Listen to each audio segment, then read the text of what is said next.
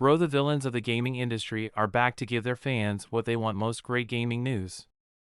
Yes, bro, it is great to be back. Let's just hit the ground running with the new news we have. So, bro, Xbox Live 1.0 is coming back and signups are now available. It supports 17 Xbox games at launch and the beta tests begin very soon. The playtests are set to begin on November 15th, 2022. To get involved, you'll need to head to the Insignia website and request an invitation by entering your email address. This will be followed up shortly with a setup assistant tool to help you register your console, and 17 games will be available to test at launch, including the likes of Call of Duty, Finest Hour, Crimson Skies, Phantasy Star Online, and others. This isn't an official service provided by Microsoft, but nevertheless it looks like it's shaping up to be a fantastic replacement since Xbox Live 1.0 originally shut down in 2010. Bro, I am so happy about this. I am going to sign up right now. I am also happy, bro. Can't wait to play the old games and feel nostalgia again. Let's move on to the next story. Modern Warfare 2 photorealistic campaign level leaves fans stunned. Fans have been incredibly impressed by the realism of one of the campaign locations. The mission in question is the one which takes place in Amsterdam. I must say the mission also impressed me. It was so great visually. The mission looks stunning. Many non-gamers might say it is real life. I agree with you, bro. The mission looks great. Activision outdid themselves here. That is what is needed in a Call of Duty game, not what we have been seeing in the last couple of years. Still on the topic of Call of Duty, Modern Warfare 2 getting massive Day 1 update. RIP to your console storage. As reported, a source told us that PC Day 1 and console update size will be 55 gigabytes. This they improve in this update: enemy visibility, audio, third person, weapons, UL, movement, and matchmaking. Why am I not surprised? You told me, bro, in the previous episode that I should expect an big Day 1 update.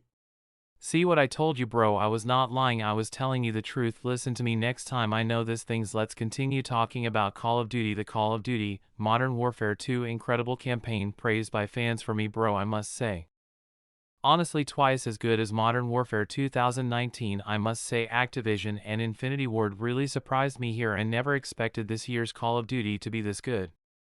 Also me, bro, I was extremely surprised. It's been a while since we last got a good Call of Duty game. Let's move on now. Sony filed trademarks for PS6, PS7, PS8, PS9, and PS10 in Japan. That is some hardcore forward planning, just in case there was ever any doubt that Sony would abandon the conventional naming system it's established for its last 4 consoles. Seems like Sony keeps its naming system straight, unlike the Xbox.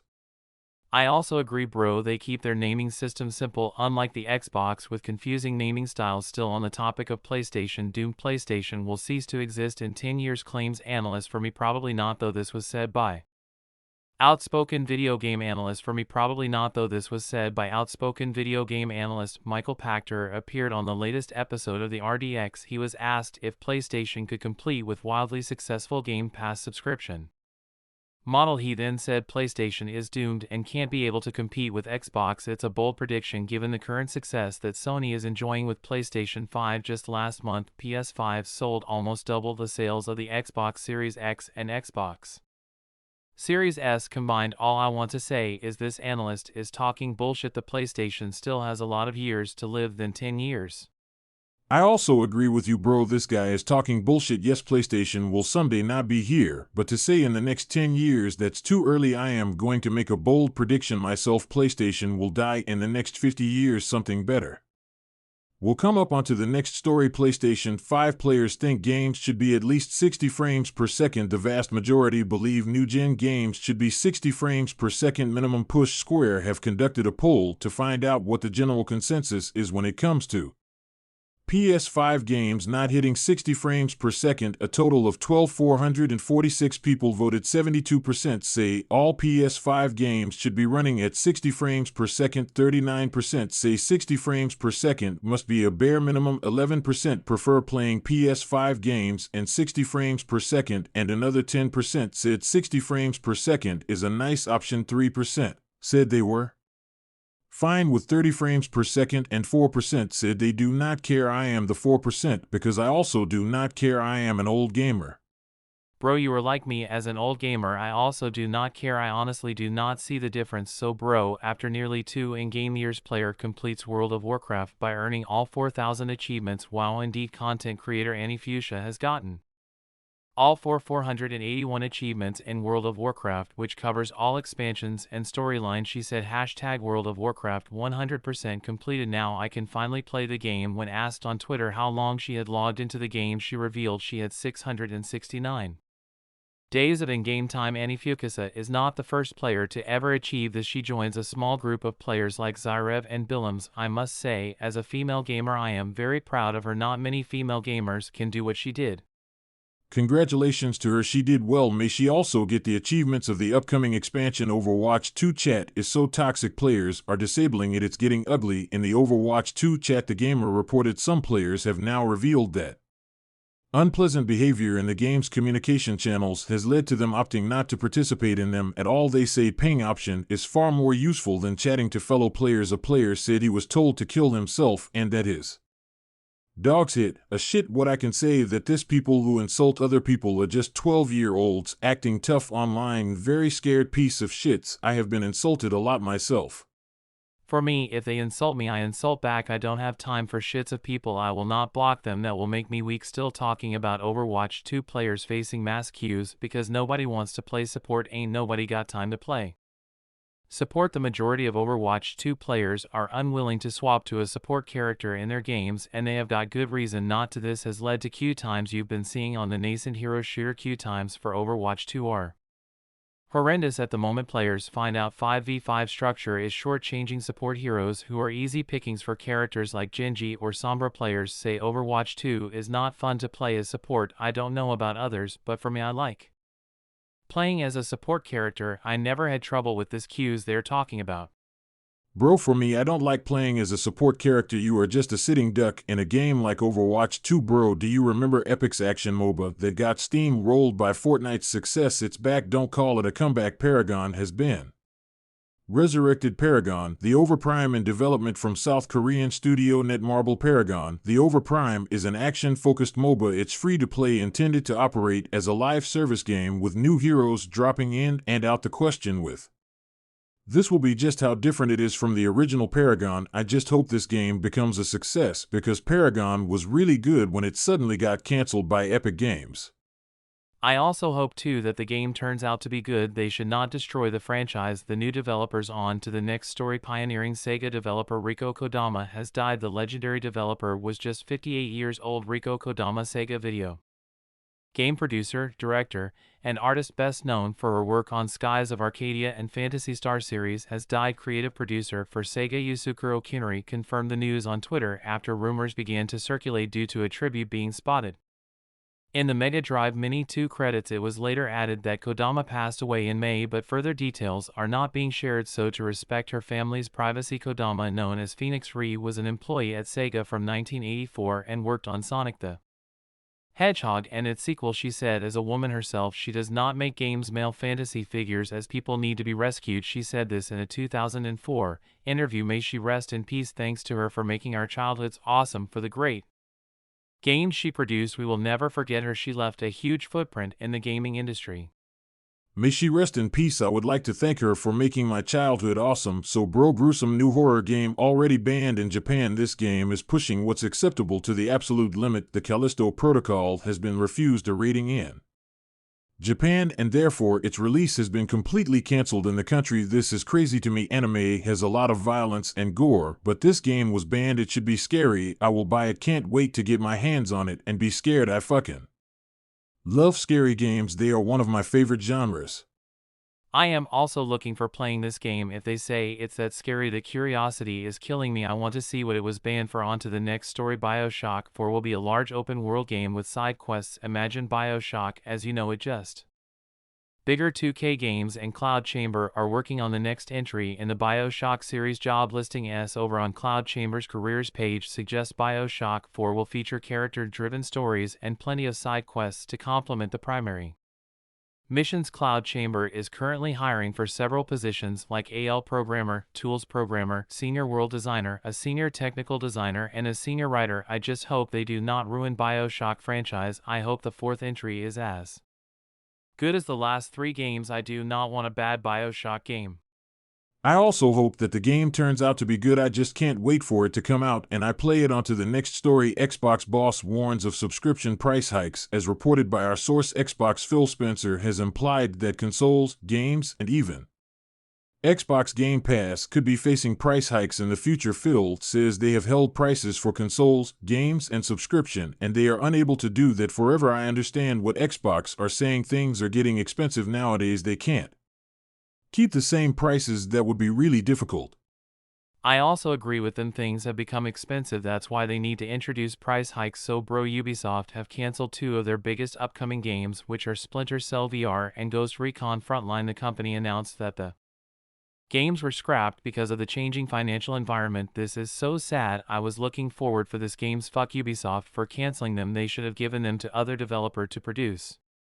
Fuck them indeed, bro. They really disappointed us by canceling this really fun upcoming games. I am so sad. On to the next story. Gotham Knights is getting seriously mixed reviews. Many say the story was a huge disappointment, but the solo and multiplayer modes both shine with sufficiently varied playstyles across the quarter of proteges. Others say the game has terrible comact, unnecessary RPG systems, and half-baked ending. Others say the game is lacking in originality. Others say it is messy and unable to step of the shadows of other Batman games. GameSpot gave the game 4 out 10, IGN 5 out of 10, Game Informer 7.25 out of 10, and Push Square 7 out of 10. These reviewers are crazy. I don't know what they are talking about. I actually enjoyed Gotham Knights. Sure, it's rough around the edges, but not bad. I also enjoyed the game. It was not bad like other reviews are saying. Maybe it's those ones who are still angry that the game runs at 30 frames per second. So bro, this Need for Speed Underground 2 remaster trailer is a thing of beauty. A group of talented fans have come together to imagine what Need for Speed Underground 2 would look like if it was remade for modern consoles. This impressive teaser was created by Russian company Odinana. I must say that this teaser looks great. These guys outdid themselves by doing this.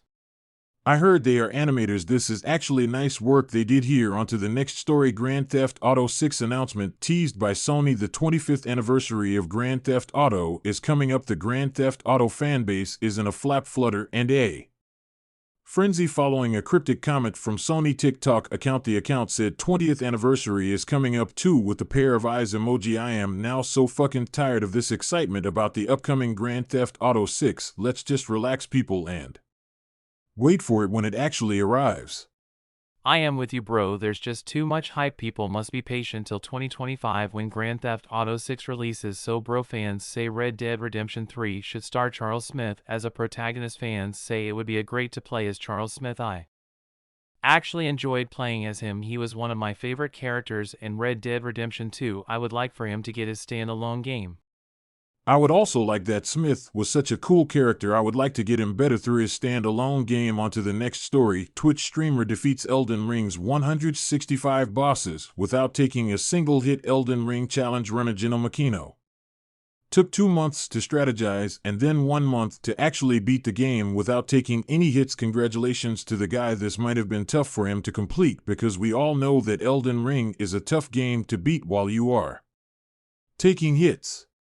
Congratulations to the guy. This is a massive achievement. He should be included in the World Guinness Book. So bro, a 75-year-old Pokemon Go player found guilty of assaulting gym rival. Pokemon Go can get seriously ugly. This 75-year-old man and his 35-year-old son have been found guilty of assault after Pokemon Go gym resulted in a real-life brawl. Robert Manuzzi and his son Angelo traveled to a Pokemon Go gym in Kirkwood Park, a suburb of St.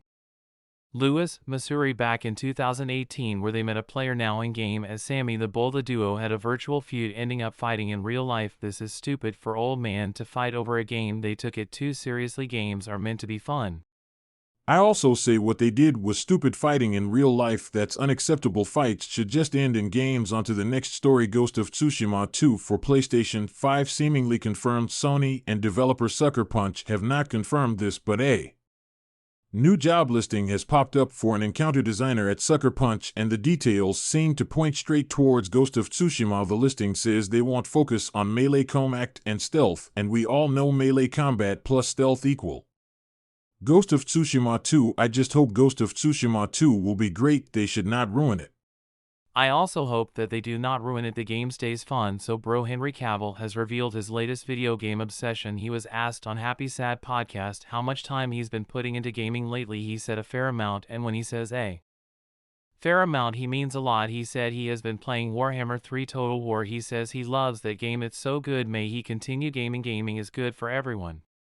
May he continue gaming to have a healthy life stress-free. Onto the next story. Twitch streamer falls for mod, flies across the world to be with him. Australian variety and horror streamer Jesticles has been taking the internet by storm with her adorable real-life love story, falling in love with her mod. She flown from Australia to Germany so that they can be together. All I have to say is congratulations to them.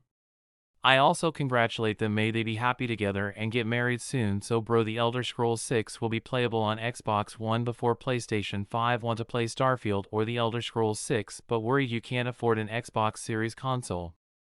You've got a decent internet connection. You'll be able to stream those bad boys directly from your Xbox One. Microsoft announced the introduction of cloud gaming to Xbox One. This is so insane. Xbox really want to destroy PlayStation, and PlayStation is sitting around doing nothing about it. This is so sick for Xbox to do this. Xbox will take over if PlayStation is not careful. Onto the next story. Virtuos Studio reportedly teases Metal Gear Solid 3 Remake. Virtuos is the studio that will be working on its development of it. It was spotted this month. Lead software engineer Jiang Li at Virtuos Studio updated his LinkedIn profile to add working on an unannounced group up AAA remake that fueled up the Metal Gear Solid 3 Remake rumors. Virtuos Studio posted a teaser which was deleted, but fans were quick to break the code. It was translated to December 8, 1964. The exciting thing here is the December 8th is the Game Awards 2022 date, and 1964 is where the events of Metal Gear 3 take place. We are pretty sure this remake will be announced at the Game Awards. I just hope the remake will be good as the original game.